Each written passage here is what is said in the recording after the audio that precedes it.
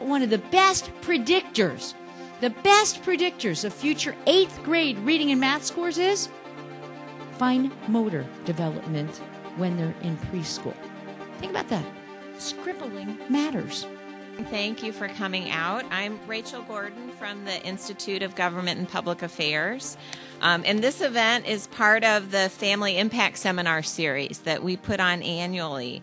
We're part of a network of over half the states across the nation that put on similar events. And our goal is to bring evidence from the university to decision makers to strengthen family policy.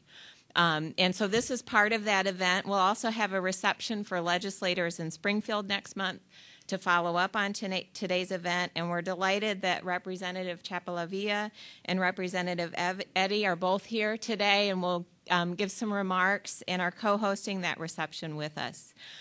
You'll also notice that Chicago Access Network, or CAN TV, is here videotaping. We've got lots of thank yous for the folks who helped us organize this event. I especially want to thank our staff and volunteers, many of whom are here today from the Institute. We collaborated with Illinois Action for Children on this year's event, and I also want to thank their staff. And I'm going to turn the microphone over to Ceci Nyman now to make a few remarks before we start the program.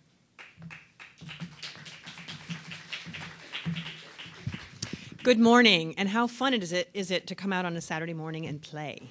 So I am Ceci Nyman with Illinois Action for Children. I work in their public policy and advocacy program, and I'm thrilled to be here this morning with our speakers, with our panel, and to really focus on such an important aspect of early childhood development. I think we live in an age of testing and accountability and measures, and I think at the end of the day, we have to remember to really support families, to help children be children, and to understand all the different ways that they learn. And so I'm excited to hear Kathy's remarks this morning, and I'm particularly excited to welcome both Representative Chapalavia and Representative Eddy, who are two champions in Springfield. So Linda Chapalavia, we are in right below her office, or actually right down the hall from her office, so we wanted to make it convenient for her. We always like, and what a great space it is. So Representative Chapalavia is a champion for children in Springfield and has been in Springfield for 5 terms. She is the state representative for the 83rd District here in Aurora. Is truly a leader. She is the chair of the Elementary and Secondary Education Appropriations Committee. She is a leader in the Latino Caucus who has identified early childhood and education in general as a huge priority and where our state really needs to focus. If we are going to be a leader in this country, if we are going to compete for jobs, we know that conversation and that process begins with early education. And so we are thrilled to have Linda here today. She is truly a great representative for this district and a great representative for children across the state of Illinois, and so welcome.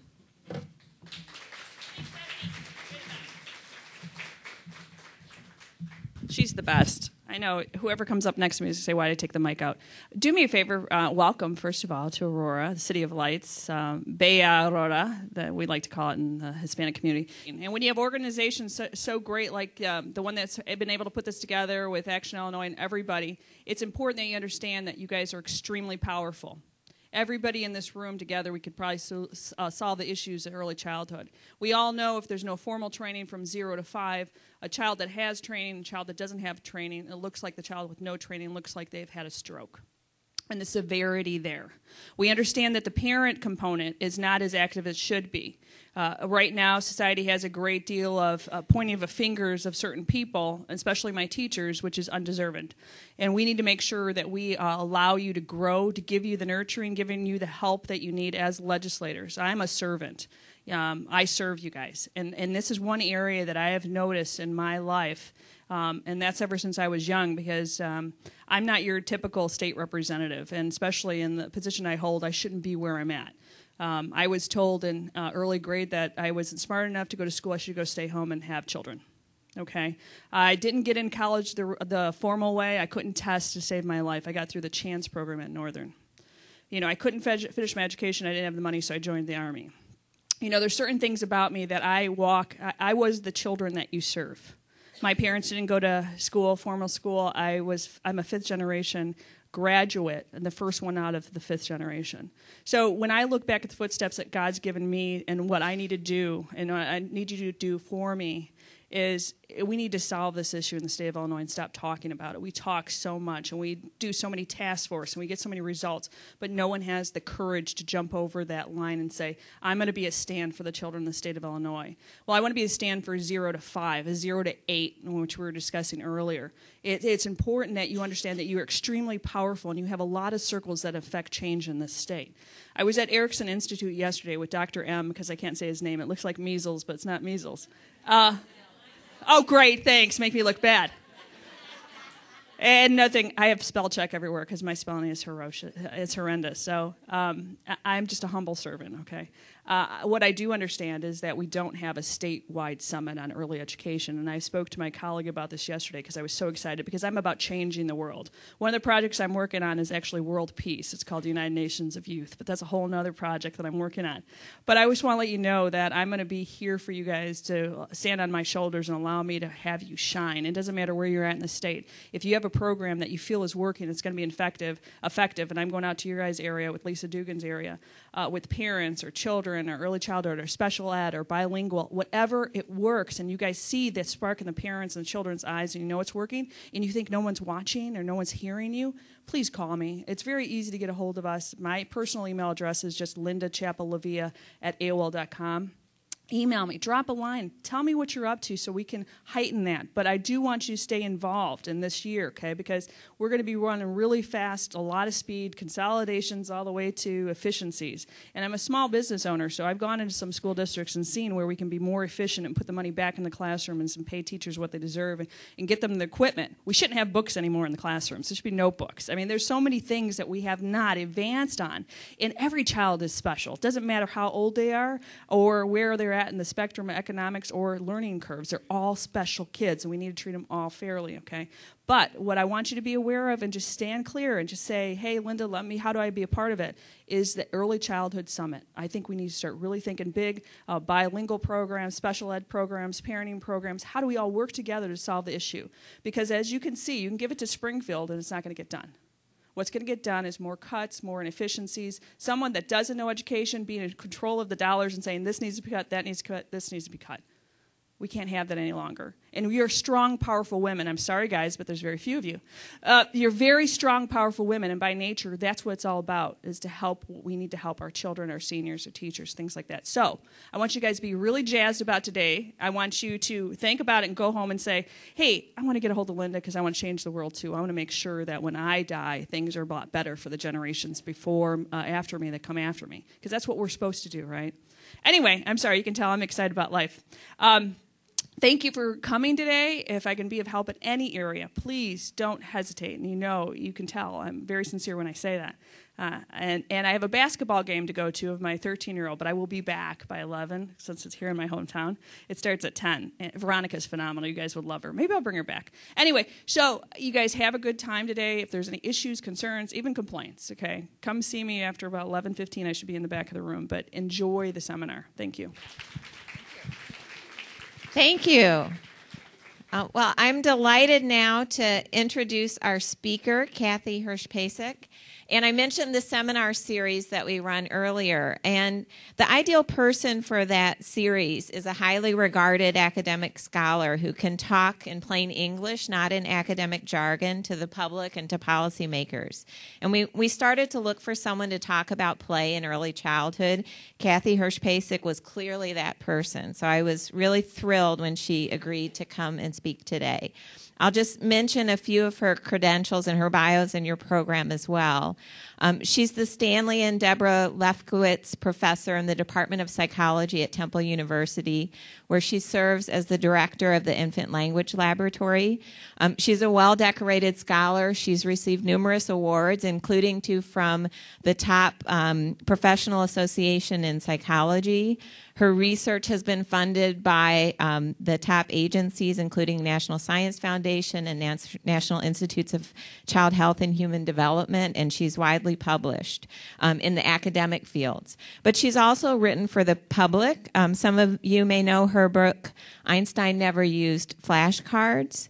And that book won the prestigious Books for Better Life Award as the best psychology book in 2003.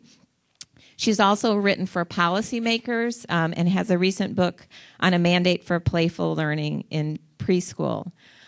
She's appeared on video and TV, including places such as The View, The Today Show, 2020, and she's also been an advisor to museums, to the Cartoon Network, to Sesame Workshop. So again, she's the perfect kind of person for this kind of event. I hope you enjoy. She's a very dynamic speaker as well. So I'm delighted to turn the floor over to her. And as I said, there'll be time for questions at the end, and feel free to let her repeat them if you're stuck in the middle, or come up to the microphone. Thanks, Rach. Well, first of all, I want to thank all of you for coming out today, because I know I'd be less likely to come out on a Saturday morning, so I'm already really impressed that you folks in the Chicago area, you get out in the cold, you come out on Saturday mornings. It's really, really impressive. Secondly, I want to thank you so much for inviting me to be here, because it really is quite special. It's been great to get to know Rachel a little bit, and now to actually meet you, and Ceci and Roger. It was wonderful having dinner with you and Beck last night, not only just to hear about the kids, but to hear about what Illinois is doing, which is so exciting. I've been already at the DuPage Museum, which I think is just one of the most, it's like a jewel. So I hope all of you have been there. This place rocks. And I really do love Chicago. I just think it's one of the terrific cities in the nation. But having said that, I wanted to also start by giving you just a couple pieces of my bio that Rach left out, and that really are way more important. And when you're going to read a bio, you got to get it right. I'm a mom. And I have 3 guys. And that's really the proudest thing and the best thing I've ever done in my life. So I would start there. I also want you to know that I share with Linda something pretty amazing that I didn't know about until just a minute ago. And that is, I'm a terrible test taker. I mean, really, really like the worst. So I don't think that just being able to fill in these little bubble tests is what helps you survive in life. And we can talk more about that later. And today what I want to do is talk about learning to play and playing to learn. And this is the commercial part where I promised Ceci and Rachel that I would let you know again that this is sponsored by the Institute of Government and Public Affairs at the University of Illinois and the Illinois Action for Children. Did I get it right? Okay, now the 30-second commercial is over, and remember that as we move on. Okay, so here we go. I just need to put the mic down for 1 sec. All I want you to do is I want you to repeat after me.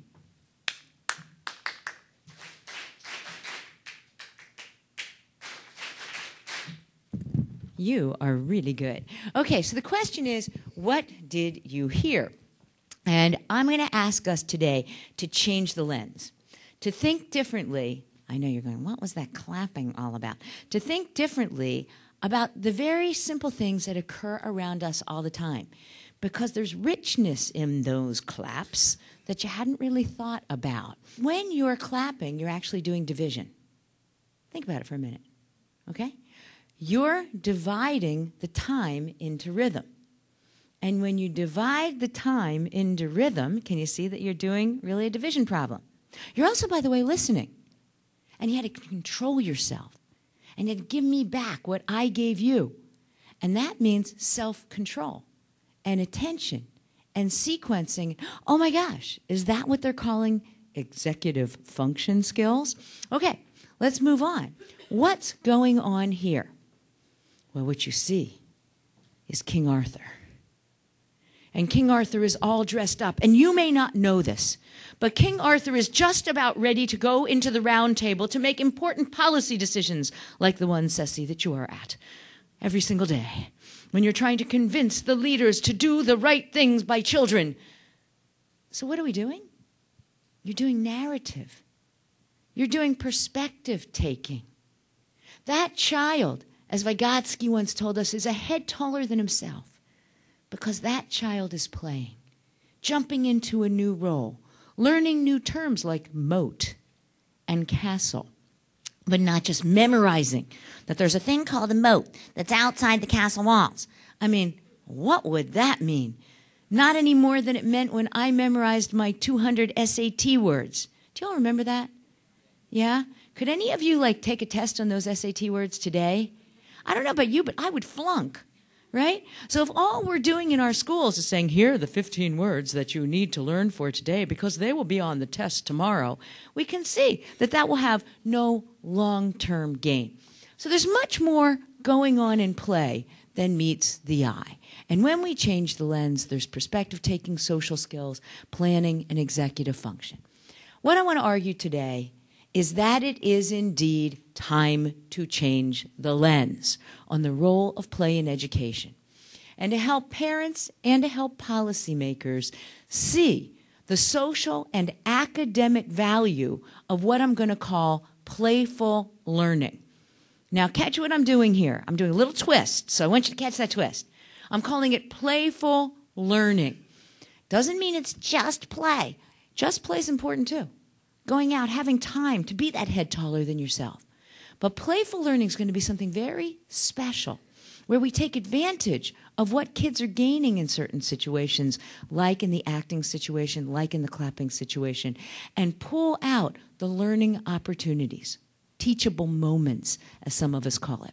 All right, so now I'm going to take just a quick digression, because I think there's some interesting facts to suggest to us that we really ought to take playful learning very seriously. One, we are leaving the information age where getting factoids was enough.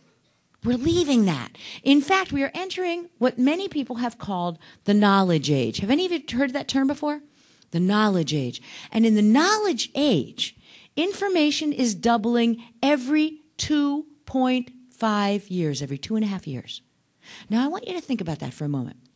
Let's imagine that the testers were all right. And by the way, I'm not against accountability. I think accountability is very important. It's accountability for what? Okay?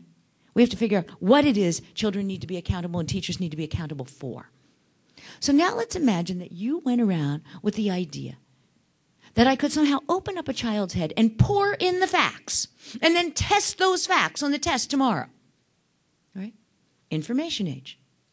Now let's imagine that you could open up that child's head and you could pour in every single fact today known to man. In 2.5 years, that child would know 50%. In 5 years, you would be down to 25. Do you see the problem? Right? This is a diminishing quantity. If we don't teach processes on learning how to learn, and we just shove facts in, then we're preparing kids for the wrong age. We're not preparing them for the knowledge age. Everyone got it? All right. Really important point. So what do we have to care about today? Approaches to learning, integration, and innovation. And I'm going to suggest to you that that may be built on a different kind of outcome metric. An outcome metric that my collaborator Roberta Gollenkoff and I call the 6 C's. So see what you think of them. The 6 C's are coming, as I'll show you, both from studies in workforce and workforce management. That is, what does the workforce of tomorrow need from the children we are preparing today? And also from developmental psychology, studies in the science of psychology. It starts right up here. See if I can reach. I'm not really sure. I feel like I'm tethered here. Okay, it starts right over here with the first C. The first C is collaboration. How do you get along with another person? In the work world, that's called team playing. Okay? Working in teams, getting along, building communities. Socially, understanding the give and take. Now, for each of these, there's 4 levels, and I'm not going to be able to go through all the levels with you right now, but let me just give you an indication and see where you stand, or whether you know anyone who's like this. At the bottom level, I'm going to do it no matter what. I don't care what anybody else says or does. That's not very collaborative. Level 2, I'm going to do my thing alongside you doing your thing. Well, I know you're there, but frankly, I don't really care that you're there. It's called parallel play. Everyone got it? Okay. Then the next is sort of like a tennis match. I hit my ball, then you have to hit your ball a little bit differently than I hit my ball, and then you hit your ball, and I hit my ball based on what you did. Got it? Getting more collaborative? Level 3. Level 4, let's work together and see if we can build a building. Let's work together and see if we can solve the problem of too much snow on our streets. Didn't you have that a couple weeks ago? Okay, all right. So can you see how you can move up the levels? All these, by the way, founded by science. All right, so the first C is collaboration. Now, once you got good collaboration, you can start to get decent communication. Second C. Everyone with me? All right? And communication is not just about talking, which we have come to believe, but it's also about, anyone want to guess? Listening. Exactly. It's about listening, too. All right, I mean, you can have communication that's oral communication and written communication. Number 3, notice I'm saying it. I'm not leaving it out. Content. It's really important to get content and get information. As Linda was saying, we now know that the young children who don't have any preschool experience, who are not getting anything in their homes, they really aren't ready to start school. We owe it to every child to give them what all of you are giving them. A good start in life, a real head start in life. So we have to have content. The question is, what content do we need? And our schools have made the choice for us that it should be reading and math only. And we're leaving out sciences, and we're leaving out social sciences, and we're leaving out field trips, and we're leaving out arts. And I'm going to try to convince you today that that's really, really not a good idea. In fact, some of the newest research that's come out has suggested that though we have been pounding our children with phonics, and by the way, it's important to learn phonics, and early math skills, and it's important to learn early math skills, pounding them, when you look at 4th grade predictors and you look at 8th grade predictors, what we're doing isn't working. And in fact, just a little tidbit for those of you who follow the PISA scores, because everybody seems to follow the PISA scores, the international scores when the children are 15 years of age, right? Do you know that they came out, they were announced in January? Anyone want to guess where the United States was at? It was not a pretty picture. Shanghai was zooming to the top, and we were staying at the bottom third of the middle, okay? And by the way, for United States kids, I realized, I calculated this out. It turns out this was the first time that we would have had PISA scores for kids who went all the way through school under No Child Left Behind. Dun, dun, dun, dun. So we really ought to be doing something a little bit different, and I'm not sure that we are. I sort of feel like Race to the Top is sort of chapter 3 of No Child Left Behind. But we will get to that maybe in the question and answers. So content's important. That's the 3rd C. But content isn't enough. Because if I went to the supermarket and I bought everything on the shelves, I bought everything and I filled your head with it, I filled your kitchen with it, it's no good if you don't have any recipes. What are you going to make with it? Right? So the next one is critical thinking. Critical thinking. And critical thinking isn't really enough. Actually, I was talking to a really well-known psychologist named Bob Sternberg, who literally has written the book in a lot of ways. I think he's at Oklahoma State now as a dean, trying to figure out how we can get more creative thinkers and leaders in higher education. And he said to me, if you want to see where critical thinking will fail you, if that's all you do, turn to Wall Street. I said, okay, got ya. You can have a lot of good critical thinking, but you can have no creative innovation. You can be in a situation where you don't know how to get out of a problem because what you used before doesn't work, and you can't think of anything new. I have always said, by the way, see if you agree with me, I always was thinking that, you know, when BP had the oil spill, right? We all know when BP had the poor oil, those poor people just keep getting battered. I thought, you really want to solve this, guys? Turn it to the kids of America.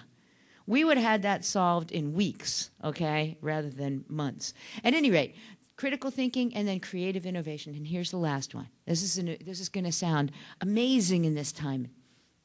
Confidence. Confidence, no kidding. Kids are afraid to try out their new ideas today because we always ask for the one right answer.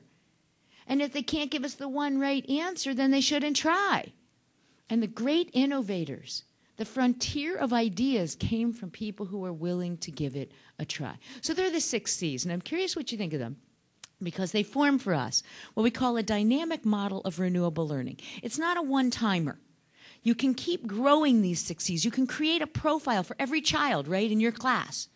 You can think of, well, where are they in communication? Where are they in content? Where are they in critical thinking? Where are you? How do you design your class so you can optimize each of these? Or how do you design museum exhibits so that we reach most of the C's? How do we rethink the outcomes for our time? Well, why did I go in this direction? Author Daniel Pink, 2005, writes, "The past few decades have belonged to a certain kind of person with a certain kind of mind. Computer programs who could crank code, lawyers who could craft contracts, MBAs who could crunch numbers. Read the next sentence with me. But the keys to the kingdom are changing hands." One more time because it's so beautiful. But the keys to the kingdom are changing hands. The future belongs to a very different kind of person with a different kind of mind. Creators and empathizers, pattern recognizers, and meaning makers. And partnerships for the 21st century, which is really dealing with the business world, has come up with much the same conclusion, suggesting that an economy driven by innovation and knowledge, the ingenuity, agility, and skills are going to be central to United States competitiveness. I was talking with someone earlier today, I forget who it was, but one of you, and they were saying they were talking to people from China, and it's remarkable that our colleagues in China are revamping their education system as we speak, and they're laughing at us. You're going to where we were, and we know the future is based on innovation, ingenuity, and integration of thinking. Ha! The ha's on us, guys. It's on us. I got a call 2 days ago to ask if I'd come back because they're going to revamp all the preschools. And they've already asked the Drucker Institute to retrain 1/3 of the principals in China per year to change them in a new way of thinking so that it's more like this and less like spit out and regurgitate. What does all this have to do with the way we are raising and educating the children of Illinois? I'd suggest everything. Because the children who are sitting with us today, by the way, I have to start right here and tell you that I think the job we all have, the people in this room, is the most important job in the United States. It's the most important job in the United States. We should be paying all of you like beyond what we pay bankers. Okay? Seriously. I mean, where's the gold? The gold is in these little heads, these little minds, these people who we're entrusted with every single day. They're the workforce of our future. And if we don't get it right, it's over. So thank you for everything that you do. Let's make it happen. All right. Now I'm going to shock you. Probably not, because you knew what the title of the talk was. It's not going to shock you at all. But how do I think we can really make this change? Well, one of them is to instill playful learning. So we got to figure out what playful learning means. Start here. There's a large body of evidence. Now I'm going to go into some data. You can hold on to it, tell your parents, tell your legislators. I know Roger already knows this, but everybody else might not. That high-quality programs are defined and characterized by playful environments in which children have strong relationships with their caregivers. In the U.S., China, Singapore, doesn't matter whether children are from rural environments or urban environments, doesn't matter whether they're rich or poor, Hispanic, Asian, Caucasian, it works for everyone. People often ask me, well, is it the case that maybe certain other people learn in certain ways? No, you don't need to be a tiger mom. Have you all read that? I mean, are we kidding? I'd be happy to talk to Amy. I really would. One for one. I now have kids as old as her kids, and they're doing just fine, right? Yours too. Our kids are doing fine. We didn't go that route. All right, so let's move on. Question is, what the heck ever happened to play? When did we all decide that our schools needed to be tiger schools? When did we decide that all the moms need to be tiger moms? What's going on in our society? Well, here's just a couple of little factoids. In 1981, a typical school-age child in the United States had 40% of her time open for play. By 1997, that had shrunk down to 25%. And I think I'd be afraid to find out what it is today. The last 2 decades, David Elkind, writer of The Hurried Child, suggested that children have lost 8 hours of free play time per week. Thousands of schools in the United States have dropped recess. All right, let me repeat that. That's just so shocking. It's hard for me to imagine that Michelle Obama can be having an entire campaign to get kids moving, while at the same time, schools are dropping recess. And there's research out there to suggest that recess turns out to be important for kids.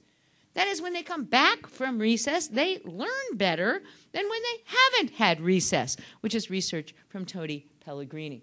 Recent survey from the Alliance for Childhood, 2009, suggested that play in all of its forms, but especially open-ended child-initiated play, is now a minor activity. And they went out and they did a study. Now, this is one of those shocker moments, but here is the data. 25% of the teachers in LA reported having no time whatsoever for play in their classroom.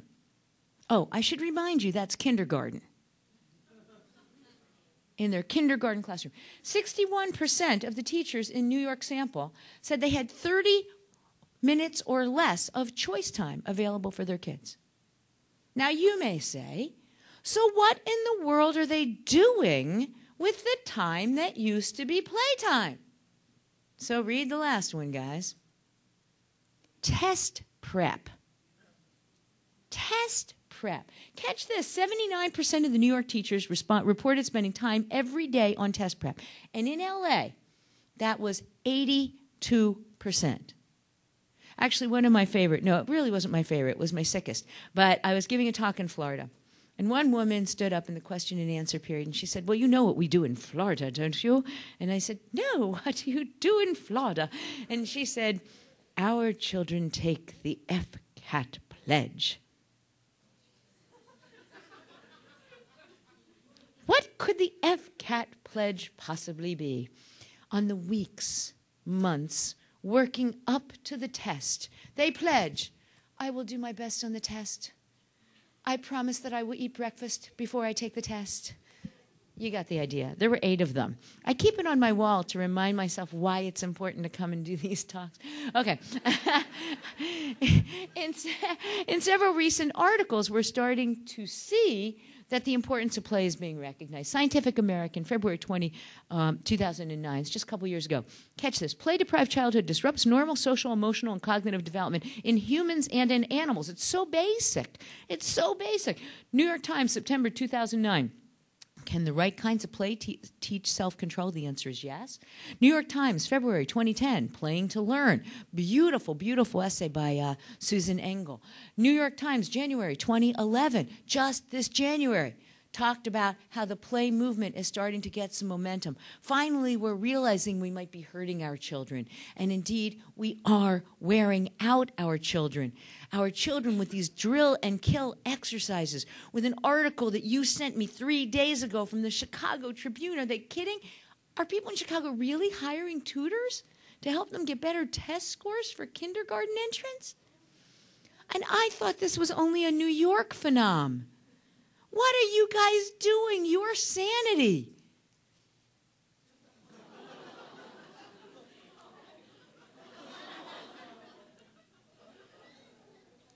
Okay.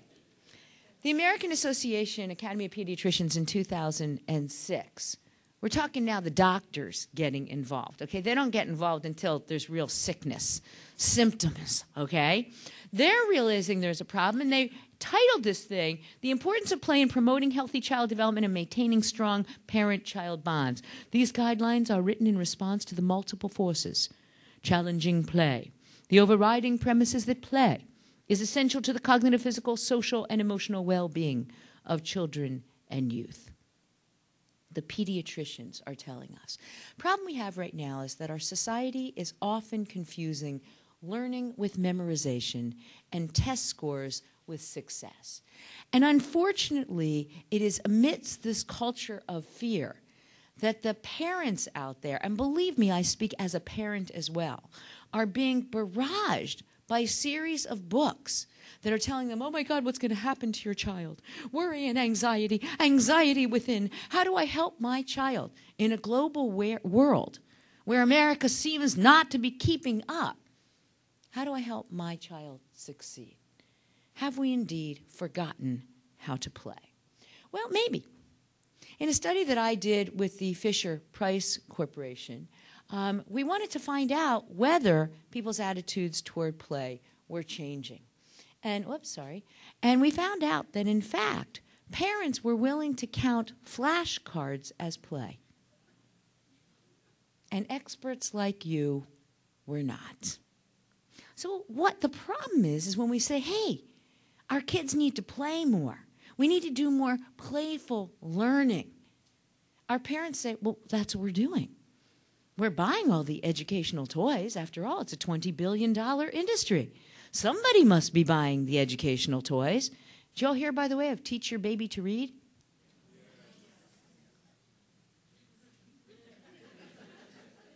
You guys are experts. Can you teach a baby to read? That is ridiculous. We can talk about that later. All right. The consequences for our society, I think, are really huge. And I think it's between raising robots versus raising creative thinkers.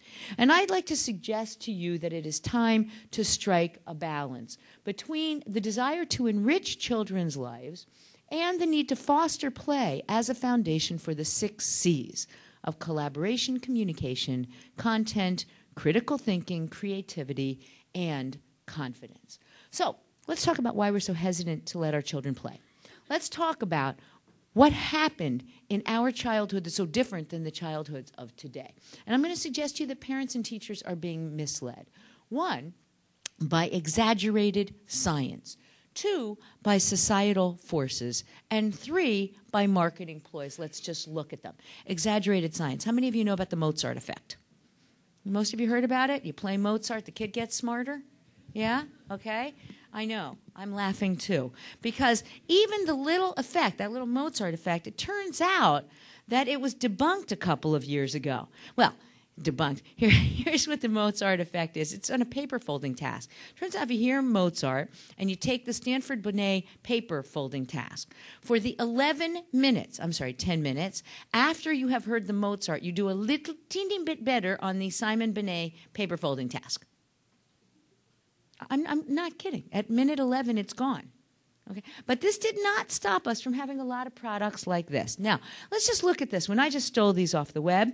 This is Mozart for mummies and daddies to jumpstart your newborn's IQ. Okay? Now, any of you know how you calculate IQ? Mental age over chronological age? Could a newborn even have an IQ? No, but we are selling this to help your newborn become smarter. Now, it turns out there's a professor, Lois Hetland. She does a study of 67 studies on the Mozart effect with, please read the next piece for me, 4,564. What was that? Oh, you mean this research wasn't done on kids? Now, that did not stop, by the way, the Georgia legislature from adopting, right, a principled approach that all children in the state of Georgia should hear Mozart every morning. And by the way, I love music, you know. Nothing wrong with Beethoven either. I don't even mind Simon and Garfunkel, okay? But the existence of a short-lived effect by which music performance is enhanced in adults does not lead to the conclusion that exposing children to classical music will raise their intelligence. Have them listen to classical music because it's great. All right, societal forces. Even comic strips reflect our insatiable appetite for products that will boost our children's IQ and save the children from the fate of being normal. I mean, what's so bad about going to a parent of a 4-year-old and saying, I am so thrilled to tell you that your child is normal. That used to be a good thing. Now it's like you're killing them. I want to make sure my child's abnormally brilliant. Well, guess what? You know, statistics are defined so that 67 point whatever are going to be normal. That's the way it's defined. It's a good thing. All right, anyway. This one speaks for itself.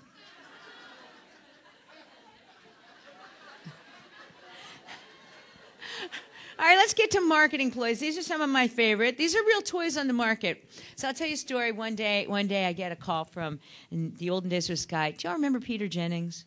Yeah, I remember. All right. So I get a call from the people from Peter Jennings' group, and they said, would you be willing to go to a toy store with us? I said, oh, yeah, I love going to toy stores. Why not?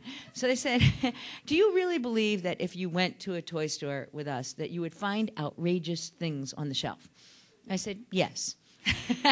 And they said, but you don't even know which toy store we're going to take you to. I said, oh, I'm pretty sure. If it's any, modern-day toy store, we will find outrageous things. This is just a couple of outrageous things. One was the Baby Genius. Now, we've already talked about the problem with this, but that is the best of the IQ builders. Okay, isn't that wonderful? We're still building baby IQ. And over here, also, one of my favorite because it has little bearing to anything in current neuroscience, is that you can actually buy a DVD called the Brainy Baby Series with a separate DVD for the left brain and the right brain. Right? Now, we do have what and where systems, but are they kidding? But they're really not, because everyone wants to get into the brain game, that's where we're at. In fact, I gave a talk 2 days ago at the toy industry where I was told, actually, why girl toys had to be so different than boy toys. Because the girl brain makes more connectors.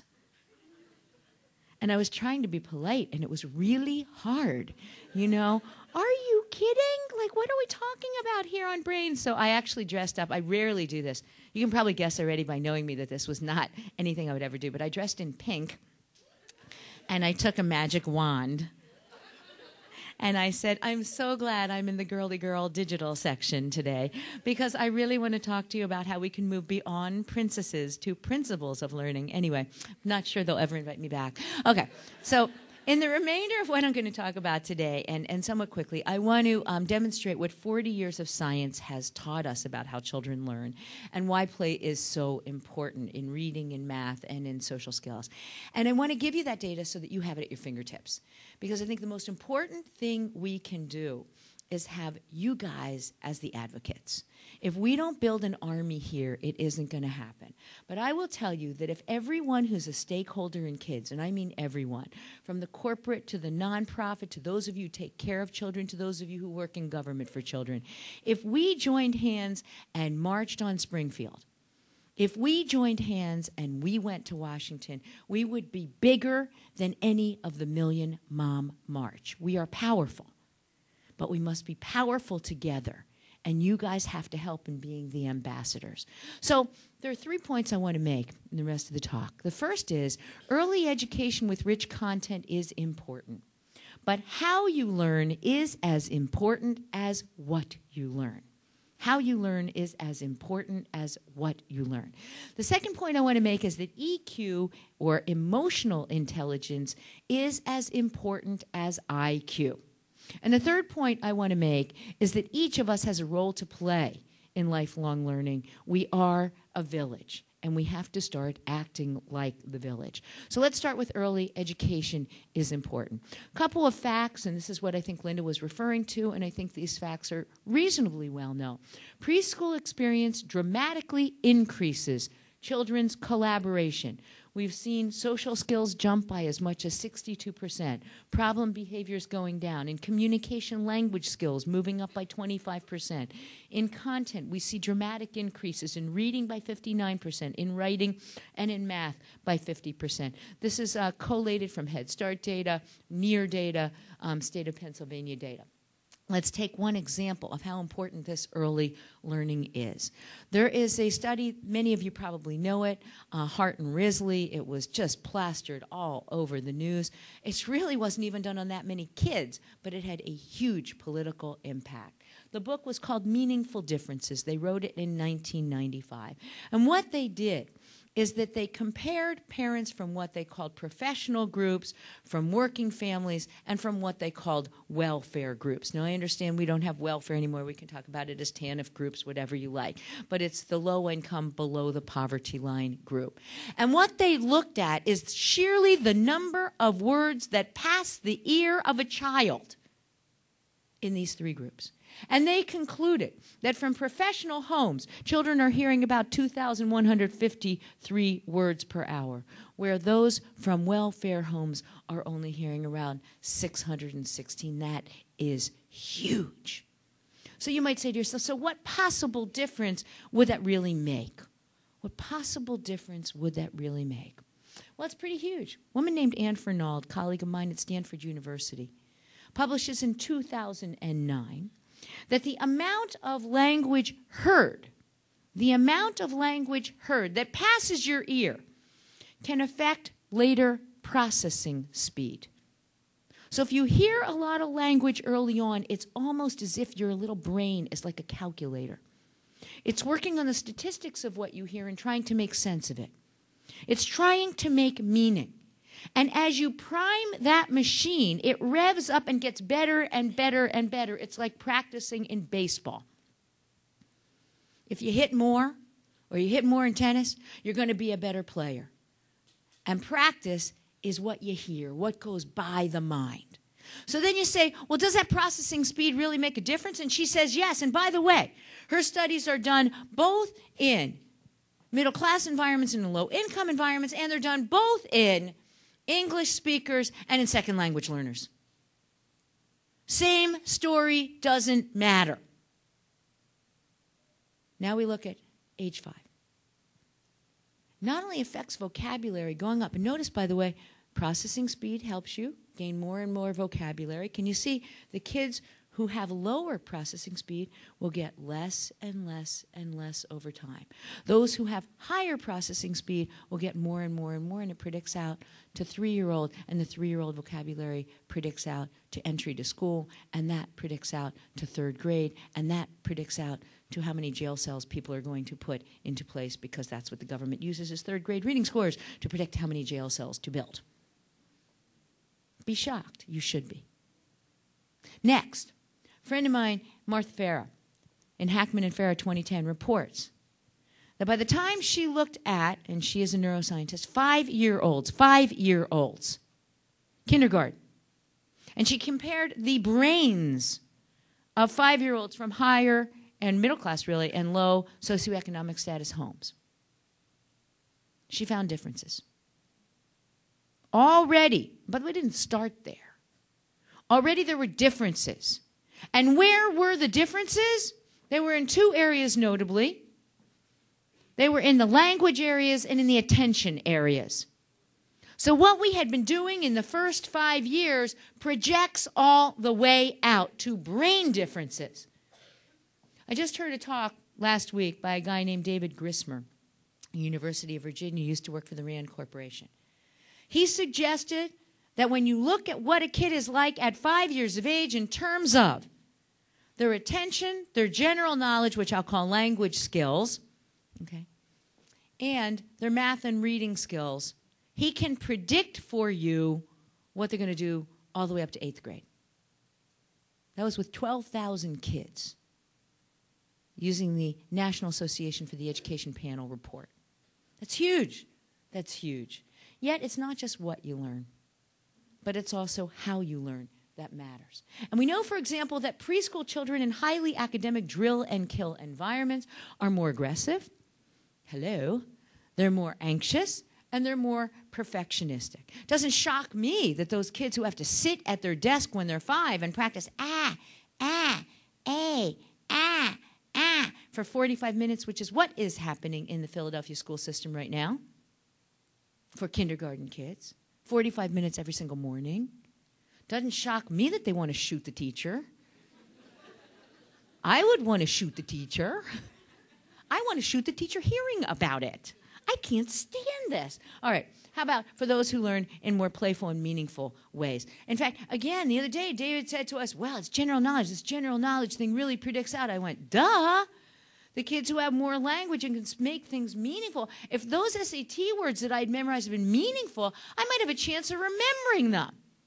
But I sure as heck am not going to remember them if I'm just sitting there drilling and killing all day.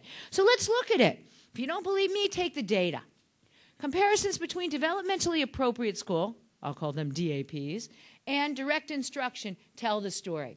Developmentally appropriate schools are those that have active learners, more playful learning, a whole child approach, an integrated, remember that word, integrated curriculum, discover, explore, metaphor. We believe our kids can discover things, that they're not just empty vessels to have facts poured into them. DI, more passive. Now it's reading time. Then it's math time. Hello. In fact, if you want to see great examples of how learning can be integrated, again, I'm going to invite you, I hope you don't mind, to the DuPage Museum. In my mind, children's museums do it best. But just think about it.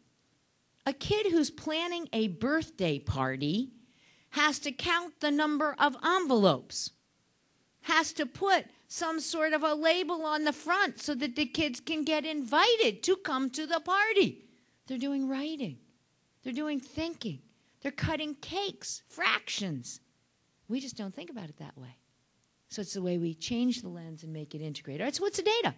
Data are, for developmentally appropriate schools, they have advantages in emotional regulation, less child stress, fewer behavior problems, increased motivation for school, academically increased reading and math scores. And we have found that this goes into the primary grades.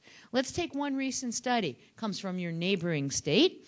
And what happened in Madison is that Lillard and Esquist, Angela Lillard, by the way, is wonderful, also at UVA, and she's done a lot of stuff with Montessori schools. I picked the Montessori example. By the way, the study came out in the journal Science, the top journal in the land, which rarely takes stuff on education, so it's a very big deal, okay?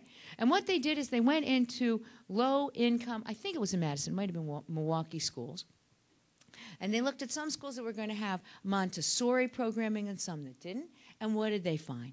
They found that the children in the Montessori classrooms at age 5 did better in academic tasks like reading and math, did better in social tasks that required positive peer play, and better in tasks where I or the kid could predict what you believe as opposed to what he believes, perspective taking.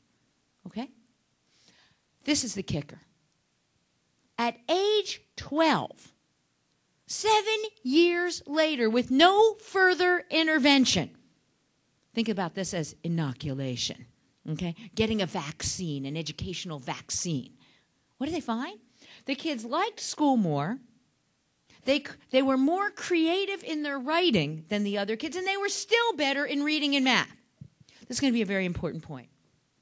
Because if you do playful learning right, what it means is your kids are going to do better on the same tests as the kids who were drilled and killed in it. Does that make sense to you guys? That's one of the biggest arguments ever. They're going to do better. It's sort of like the tortoise and the hare, okay? Nobody could believe that slow, progressive little tortoise could beat that hare. But by God, here it is. All right, why? Because the kids were more engaged in their learning. They were learning to learn. They were doing the 6 C's. Let's take another example. Adele Diamond. She's now at the University of British Columbia, also published in Science, in the journal Science. She takes Bedrova's Tools of the Mind program, which is a social-emotional regulation program that has been highly, highly touted, where they play games throughout the school day to help kids. You be the listener. I'll be the talker. Now I'll be the listener and you be the talker. Oh, it's not your turn yet. Gee, can you notice what's going on here? Let's play the game of a fireman. And together, let's figure out how to put out the fire. Let's collaborate. Let's cooperate. Everyone got it? Okay. What did they find? Well, they were working on attention, right? Because you have to have attention if you're going to be a listener. Can you get that? Less attention if you're going to be the talker. Flexibility. Could you change course? Could you do problem solving? And they looked at this throughout the school day. And what did they find? They found amazing. Oops, sorry, I jumped. I thought I had another slide there. They found amazingly that the kids did not only better in problem solving and attentional skills, but guess what that translates into? Reading and math skills on the same tests. On the same tests that the kids were used to taking. All right, final study. I love this one. It just came out. It's what they call a meta-analysis. Doesn't that sound big? Meta-analysis means we take all the studies, we put them in a bin, and we look to see if there are any trends. Alfieri was the researcher, 164 studies, looking at 3 things. One was what they called discovery-based learning. The second is what they called just let the kids go out and play and see what they discover. And the third was didactic learning. Now, at first, they did what everyone does. They compared the go out to pasture, business as usual kind of thing, with the didactic learning. So where do you think kids would learn better? On the playground, not knowing they're supposed to learn their alphabet? Or when a teacher goes, now we'll learn the letter A. Do you want to guess? Well, you're right. Didactic learning. But now let's put in discovery learning. Now let's put in those things like Montessori does, where they give you those really cool discovery pieces where you can discover the alphabet in the wood, where you can make the alphabet in the sand, where you have an adult who's subtly guiding you along. Is everyone getting the difference here? Or you go to a children's museum where they think very carefully about the curriculum and the structure of every single exhibit that goes on. What do you think happened in discovery learning? It trumped them all. It trumped them all. You'll learn the same stuff, the reading and math, better. But along with it, you also get attention and problem solving. All right, the perfect day for our children is free play, where they have some time to choose their own activities, because it is there that we can beat out of them the famous saying that we get from all of our children, I'm bored. Well, they're going to get more bored if we plan every minute for them, right? And if they have some time on their own that they have to fill, call that manager, boss of the future, all right? Second thing, and importantly, is it's not just about free play. Free play is important in playful learning, but so too is playful learning or guided play or discovery learning. And we call discovery learning, as I said, two things.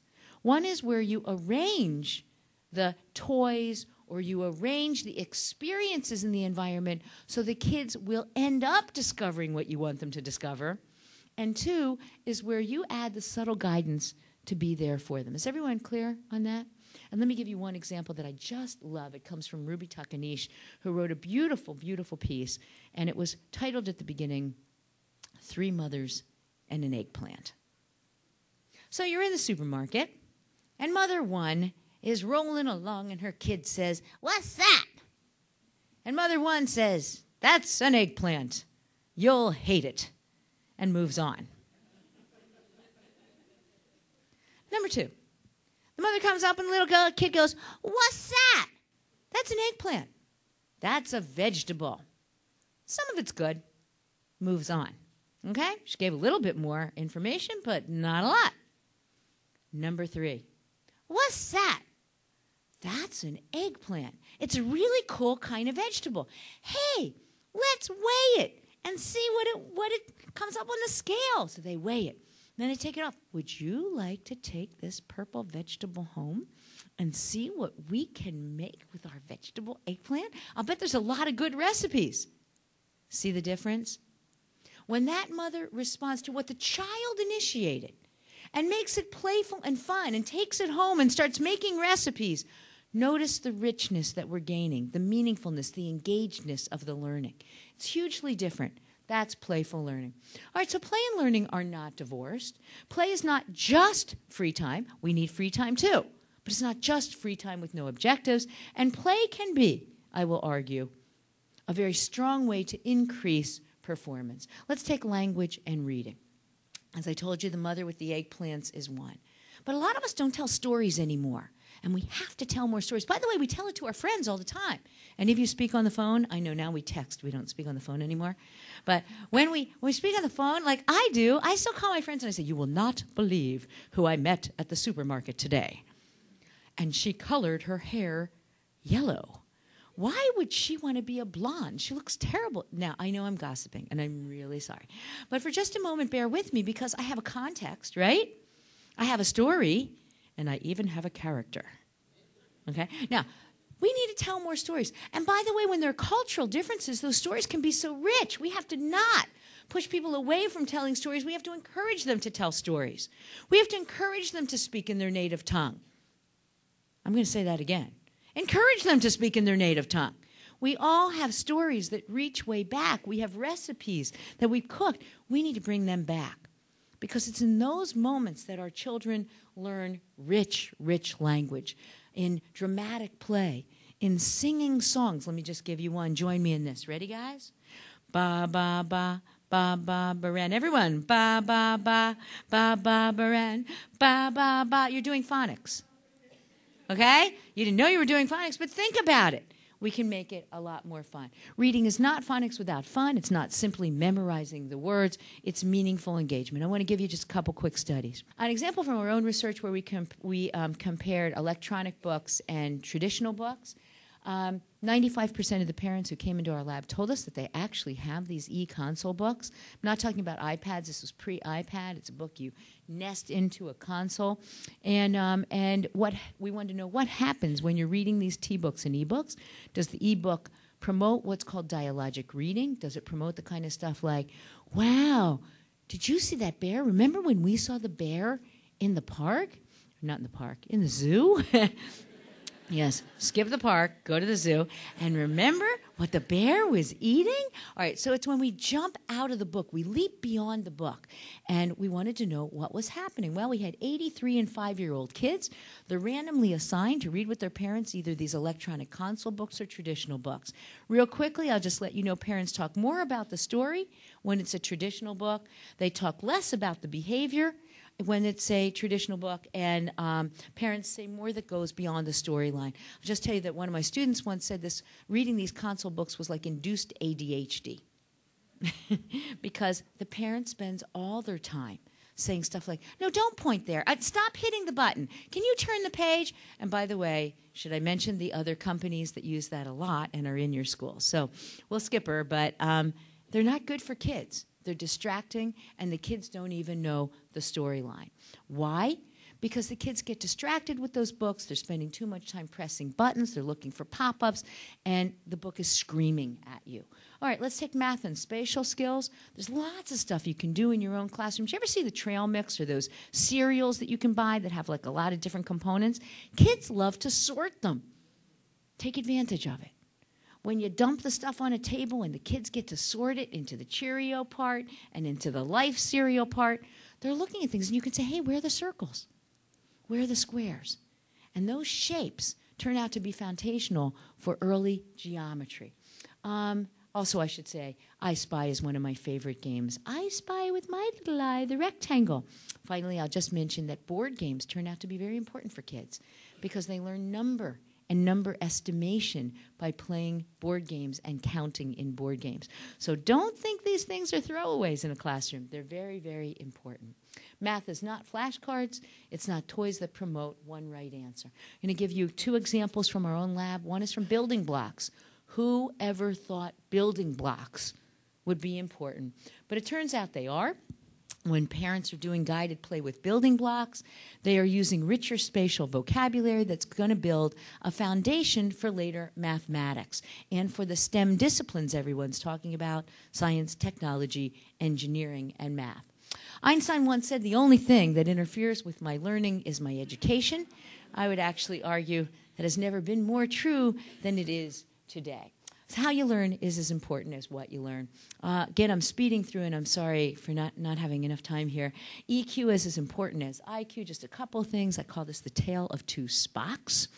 One Spock really didn't get it at all. He was so intellectual all the time that he didn't understand that a lot of the people who make it to the top are the people who have great social skills. And while you have to be intelligent, it's not enough. Dr. Spock, who I guess, was he from Chicago? He might have been from, Michael Spock is at least here. His son is here. And Dr. Spock was very famous in your grandparents' generation.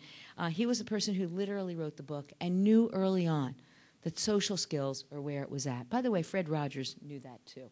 Scientific evidence also suggests the same, and I just wanted to point out a wonderful piece that Rachel Gordon and her colleagues have written for the state of Illinois, Social and Emotional Learning for Illinois Students. Illinois was one of the first states to put standards on social emotional development, so you guys, Rach, you guys are leading the way here. An example, social emotional development doesn't come for free. Parental talk about emotions creates children who talk about emotions. Duh. Right? So if we're people who invest in our kids and talk to them about what's right and wrong, they will learn it. Any of you ever heard of the Marshmallow Task? Okay, the famous Marshmallow Task. It's a lovely little task. Look it up on YouTube because it's a wonderful YouTube. You put marshmallows in front of a kid. Now you know that kid wants those marshmallows. And the question is, Will the kids be able to sit there for a whole 2 minutes and not eat the marshmallows? And if they can't do it, all they have to do is ring a bell, and the experimenter will come back and give them 1 marshmallow. But if they can wait, they get to 2. Well, that's called emotion regulation. Can you inhibit what you really want to do? Put that it away for the moment and hold on for those marshmallows. Well, it turns out that this turns out to be a really, really important feature, like in the tools of the mind. And when we teach it to children, and it is malleable, children do better in a whole host of other topics. And Walter Mischel, who did the study, the original marshmallow study 20 years ago, found out that the kids in his sample who had waited and got the 2 marshmallows scored a full 200 points better on their SAT scores later in life. All right, that's tools of the mind that I mentioned to you. Where do we learn it? We learn it from adults. We learn it from programs in our schools. We learn it from some of the standards that Rachel and Ceci have put into place. Finally, each of us has a really important role to play here. It takes a village to raise a child. I put that in here because everybody thinks it's Hillary Clinton. It is not. It's actually an ancient African proverb, but a very important point to make. Learning is the heartbeat of a society. I'm glad we're standing here in a theater. I'm glad we're in Aurora. Because you know what? Learning occurs in the streets. It occurs in our theater, in our libraries, in our schools, and in our museums. It's not something that only happens in schools. And we have to stop blaming teachers and schools for all the ills that are going on in our society. Let's make it a community event. Put simply, the schools can't do it alone. I'm always taken by the fact that only 16 to 20% of a child's waking time is spent in school. What are we doing with the rest of it? And why do we have numbers that suggest that even our preschoolers are spending about a full-time job's amount of time in front of digital media? That's not okay. By the way, for the 8 to 18s, it's on average, are you ready for this, guys? On average, 10.7 hours a day. And that doesn't include time on the phone and text time. All right, we've got a problem. There's a huge gap in what we know in the science and what we're doing. I'd like to suggest that it is time to close that gap. And the science, for the first time in my life, I'm seeing complete consensus in where the scientists are and in what we ought to do here. And it's around playful learning. I tried to bridge that in, as you know, the early book that we did called Einstein Never Used Flashcards, with examples of how you can take things from the living room to the classroom. We all need to take the science in our hands and to be advocates. We then moved on to suggest if we could bring the greatest scientists in the world together at a conference at Yale University, could we get the message out that play equals learning and that playful learning should be the pedagogy of our time, coupled with a rich curricular content. Then went on and published Celebrate the Scribble. Worked with Crayola to do this. Again, it's going to take working with corporations, nonprofits, whole communities to pull this together. And just learned the other day from this Dr. Grismer that guess what one of the best predictors of future 8th grade reading and math scores is? Fine motor development when they're in preschool. Think about that. Scribbling matters. And by the way, there's a neurological component, and I just read yesterday's Wall Street Journal suggests a new paper's coming out that we should not give up handwriting for typing because it is training the brain, okay? There's neurological evidence, fMRI. Last year, we published Mandate for Playful Learning, which, as you know, put the data in a format to also share with parents and policymakers. And in October of 2010, we also put the science in the hands of families in Central Park, New York. It was an amazing day.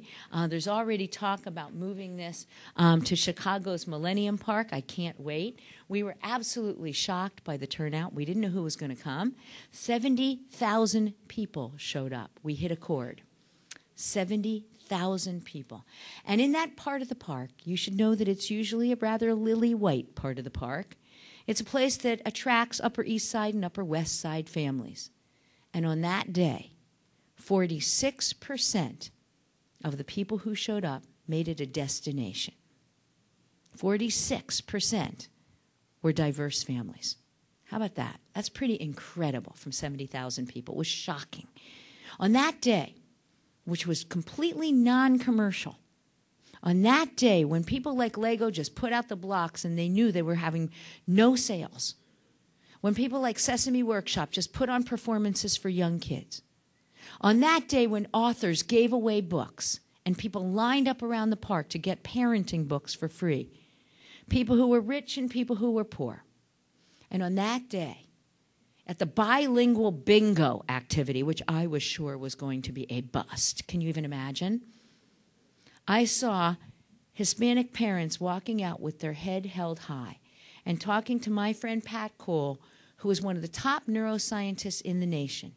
And I overheard this myself as she turned to Pat and said, "Until today, I never knew that having two languages was a good thing." We need to do better. Thank you. We need to do better. I think we can build the 6 C's. I think we need to change the frame on what the right outcome measures are. And I think in the knowledge era, children have to learn more than just the facts. They have to be innovators. They have to be integrators. They have to be creative. To reach her potential as a citizen in 2040, the kids you have now to become who she is in the future, I think are going to have to adhere to the 6 C's and are going to have to learn to be creative thinkers and critical innovators. We can do it. But it's going to take all of us, and it's going to take an about face. Otherwise, China's going where we were, and we're going to be what China was. Thank you very much.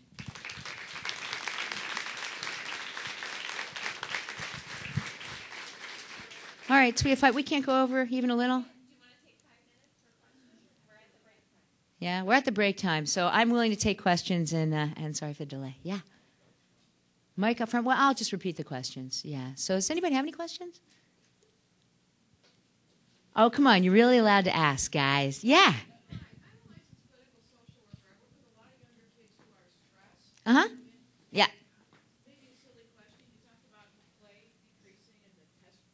Yeah. You know, a lot of people are talking, the question is about how come so many of our kids are stressed? Well, let's talk about it. Yeah, and it could have anything to do with the increase in testing. Look, we don't know causation. What we do know is that we're a society which is sort of pinning the wings of young children. And we know that given their own devices, animals will even play. And we're not letting our children play. So, yeah, I think there are some studies that are starting to come out. There's a new book, clinical book by a woman named Susan Russo that might be on the market now. I think it just came out. And they are indeed at least making the allusions to suggest that what we're doing is increasing the stress in our society and decreasing the healthy living. I think, by the way, we're seeing the same thing with Michelle Obama's thoughts that we really need to get out more. We need to have movement more.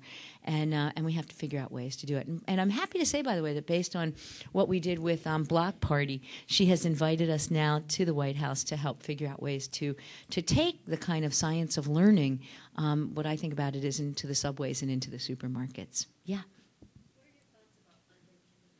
What are my thoughts about full-day kindergarten?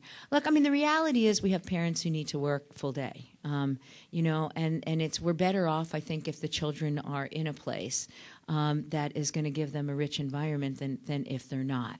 The question is not about full day or half day. To me, the question is how you structure that full day.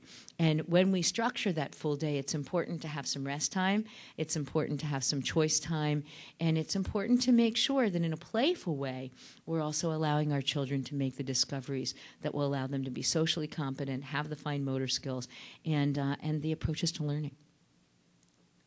Yeah?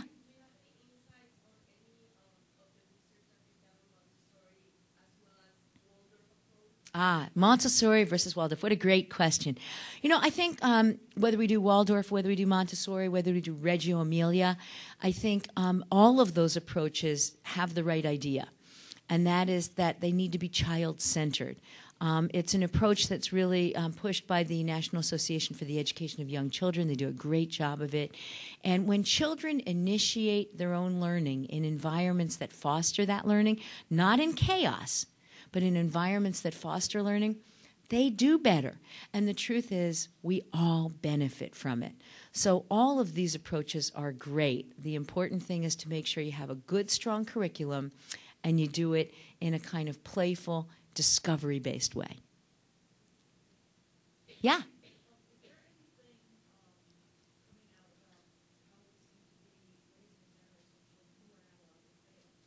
Yes. Are we raising a generation of kids who are not allowed to fail?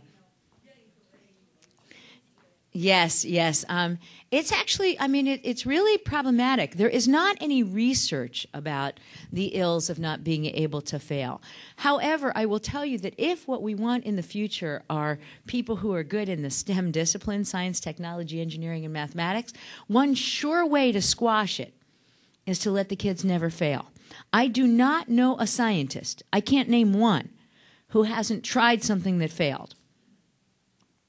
The greatest people have to have more failures than successes, even the geniuses. Einstein always said, Edison, many of them have always said, in order to make the great success, you have to have some failures. Things just don't turn out perfectly every time. Now, it seems to me that if what we want for a nation in the future are people who are outsourced, we will be really great for the geniuses in China to send their outsourced material to us, because we know how to fit within a box and to fill in blanks. That's what we're teaching our children. If we want to be the leaders of the next generation, then we got to train them to, as Apple once said, think different. Other questions, comments? Yeah.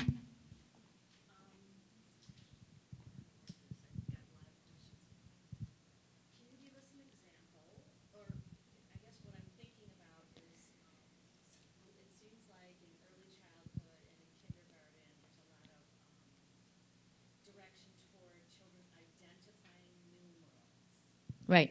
Okay, so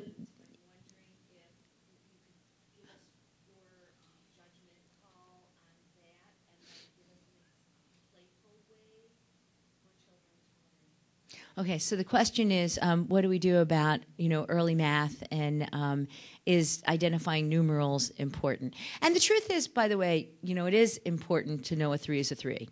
But two things that I want to suggest to you.